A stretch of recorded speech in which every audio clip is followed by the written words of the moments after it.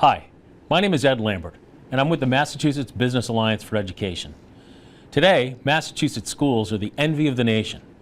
But if question 2, which is on this year's November ballot, passes, we will eliminate one of the key foundations of the state's success: the requirement that students demonstrate they are ready to graduate from high school by passing an objective, uniform, 10th grade statewide assessment. Having a single statewide standard for graduation in Massachusetts, passing the 10th grade MCAS exam, has raised expectations for all students and reduced the inequities that existed before the requirement was put into place. This standard has led to our state becoming first in the nation in student achievement.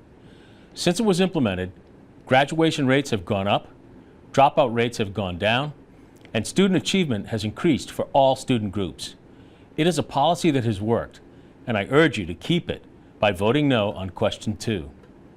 30 years ago, before the state began requiring students to meet a common standard for graduation, there was wide variation in what we expected of students from one district to the next. In places like Fall River, where I'm from, and other poorer districts, it was often considered good enough if a student could just get by, where in wealthier communities, the goal was to help students get ahead. We had different standards for students depending on their zip code, their economic background, and sadly, even their race, language, or disability. That all changed when the state adopted a single statewide standard of high expectations for all students and matched that with funding and other supports designed to help all students achieve that standard. Requiring students to pass an objective state assessment ensures that we're setting a consistent minimum standard of academic achievement for high school graduation for every student, not just some. This common standard equalizes expectations and opportunities, ensuring that every student reaches for the same bar. Eliminating the single statewide standard is going to bring us back to the days when we marginalized students who need the most help. It's going to allow districts to lower expectations for kids who have historically been shortchanged and underserved. Passing question 2 and eliminating the state graduation requirement will result in each of Massachusetts' 300+ school districts having their own definition of what a high school diploma should stand for, creating significant educational inequities and lowering Massachusetts' nation-leading standards.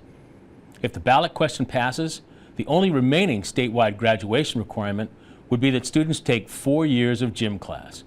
We will become one of only 2 states with no state academic graduation standards. Our state graduation requirement has served the Commonwealth students well. On top of that, most students pass the 10th grade assessment on the first try. Students that don't can retake the test multiple times. Students who have mastered the material but can't pass the test can get a waiver by either submitting a portfolio of their work or by using their grade point average as part of a peer cohort to demonstrate they've met the standard. The state also offers test accommodations for students with disabilities. For students who are still learning English, the state offers the math and science portions of the exam in Spanish. Annually, the number of students who don't meet the state standard is about 700 out of 72,000 graduates, less than 1%. Instead of eliminating the standard, we should be working extra hard to make sure that that 1% of students gets over that bar to ensure that they're ready for college, career, and their future.